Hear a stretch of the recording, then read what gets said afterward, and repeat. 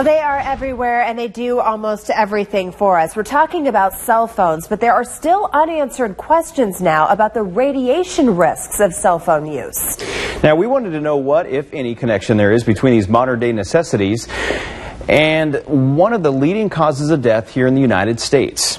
In a story you'll see only on KOLD News 13, Craig Reck joins us live to help separate fact from fiction when it comes to our phones. Craig. Dan and Heather, medical experts say they have a good idea about the relationship between cell phones and brain cancer. Now, the amount of radiation coming from this is so small that you shouldn't just drop your phones and cut ties from our modern mobile society, but there's still more that we can learn about all this. Patients who develop a brain cancer, they obviously want to know why and how. Dr. Goldfarb, head of the Carondelet Neurological Institute, says his patients ask him about any sort of connection between cell phones and brain cancer.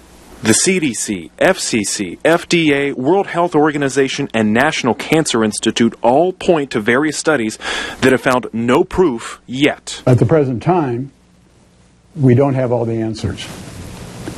However, it takes about 20 to 30 years, 2 to 3 decades, for the development of cancer in many cases. That's where the longer studies come in, but it'll be another 5 to 10 years before anyone can say for sure. In the meantime, we continue to rely on cell phones for just about everything, and the youngest users are more likely to be exposed to them longer than any of us. Because we don't have the definitive answer, we need to think about our children. Goldfarb prescribes reducing your use. Speakerphones and in-car audio cuts down the time your phone spends next to your ear. But if you need to keep it close, try an earpiece.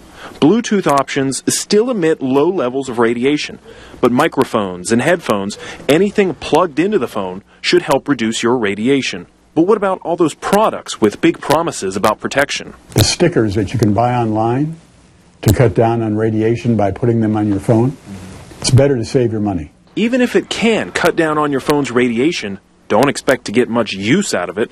Goldfarb says reducing the already small amount of radiation like that would hurt your phone's chances of even getting a signal. So don't buy into it. Just use your brain when you're using your cell phone.